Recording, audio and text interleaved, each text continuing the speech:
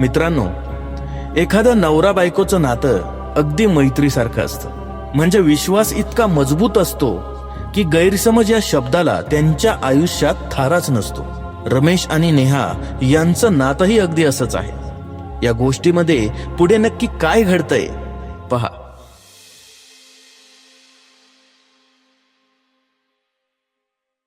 रमेश, काय झालं रे?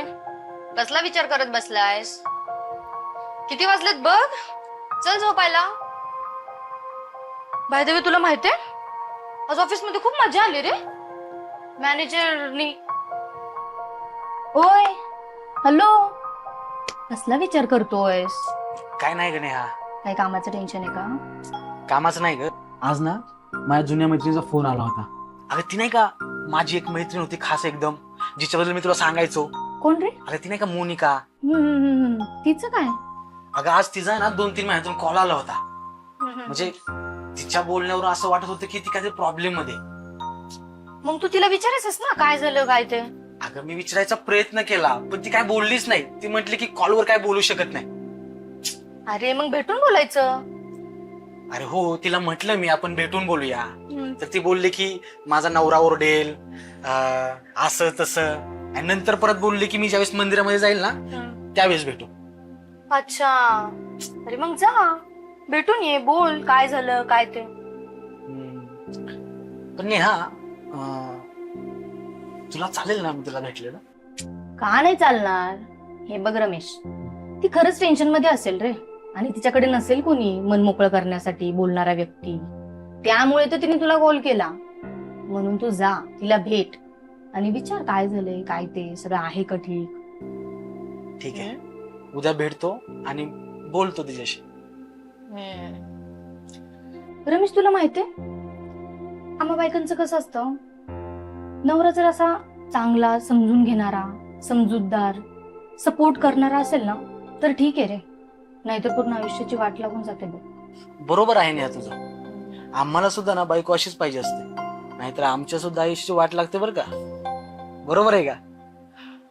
बरं नेहा, मला सांग, तुझा नवरा आहे का चांगला, सपोर्ट करणारा, जीव लावणारा, तुझ्यावर प्रेम करणारा? बस झालं, लाडात नका येऊ. आणि बस झालं स्वतःच कौतुक. अरे चला झोपायला. बर चला.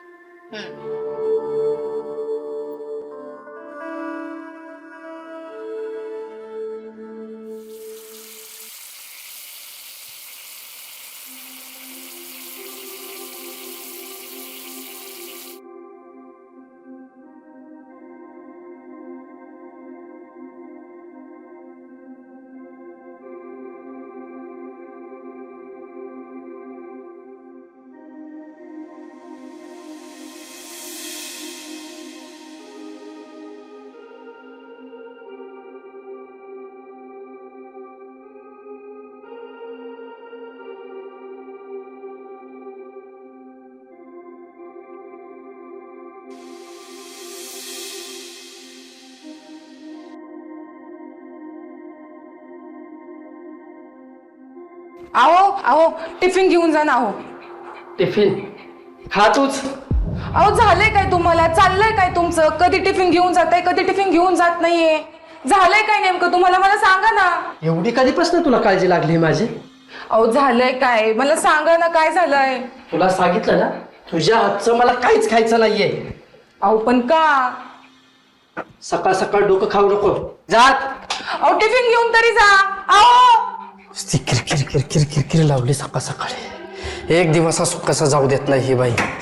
मी तरी काहीच्या नादाला लागतोय काय माहिती.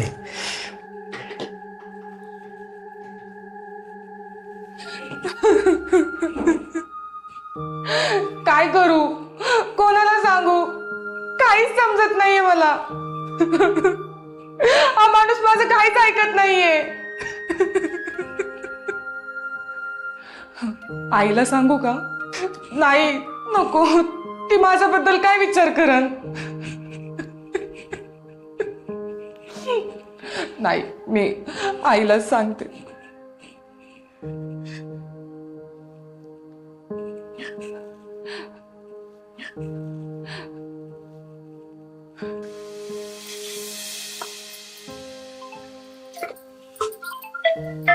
मोनिकाचा फोन. मोनिका. हॅलो आई. मोनिका, काय ग? काय झालं? काय रडतेस तू? आई काय करू मी, मला काहीच सहन होत नाहीये. तू तू शांत हो अगोदर, मग मला व्यवस्थित सांग नेमकं काय झालंय.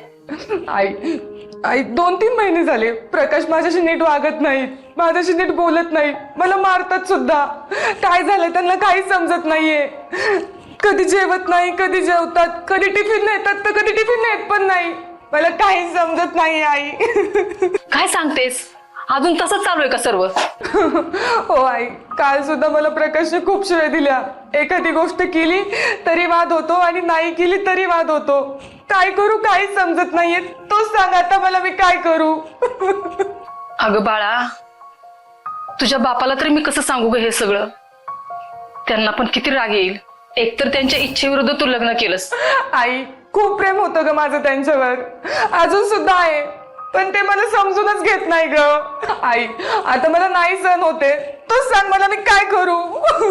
मोनिका, तू काही काळजी करू नको, सगळं व्यवस्थित होईल बघ. आई आता मला सगळं संपवून टाकावं असं वाटतंय. नाही सहन होते हा त्रास मला.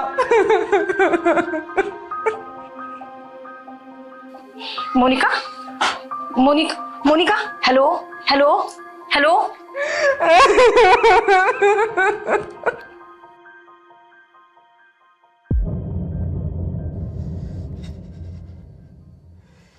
किती पण प्रेमाने बोलली ना तरी इच्छा नाही होत तिच्याशी बोलायची. हिच्यासाठी काय नाही केलं मी. घरच्यांच्या विरोधात जाऊन लग्न केलं, बँगलोरचा जॉब सोडून पुण्यातच थांबलो ना. आणि हिने काय केलं? विश्वासघात. हिच्या मायला, हिच्या माझ्या डोळ्याडोकं त्या मित्राला भेटली. हरामखोराचा हात पकडून गुलू गुलू करत होती. हिने किती पण साळसूतपणाचा आवडला ना तर ही गोष्ट माझ्या आयुष्यभर डोक्यातून जाणार नाही. हिला अशी सोडणार नाही, अशी सोडणार नाही हिला.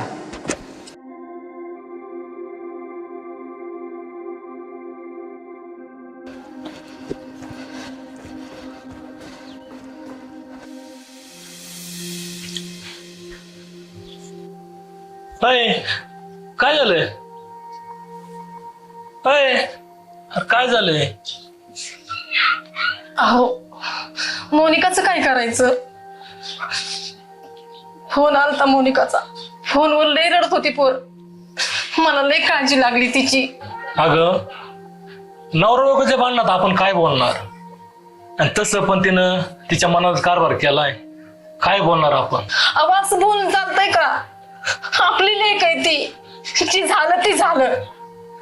पण आता तरी लक्ष द्यायला पाहिजे का नको आपण?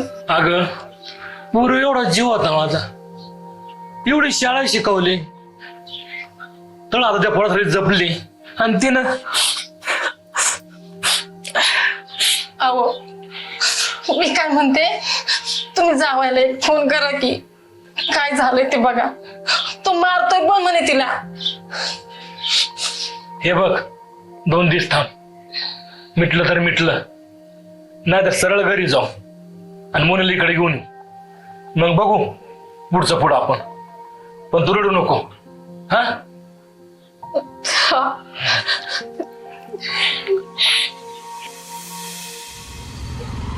एखादी मुलगी लव्ह मॅरेज करून आयुष्यात, संसारात खुश नसेल, गोष्टी जर मनासारख्या घडत नसतील, नवरा वारंवार परकेपणाची जाणीव करून द्यायला लागला, तर ती मुलगी सर्वात आधी ही गोष्ट तिच्या आईशी नक्कीच बोलते.